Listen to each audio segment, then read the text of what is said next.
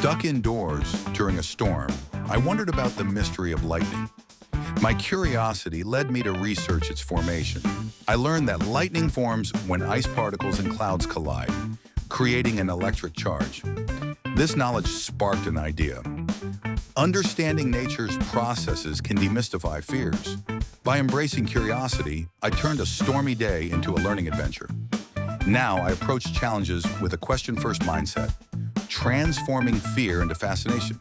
Remember, every storm is an opportunity to learn. Hit the like button, subscribe, and leave a comment to support us.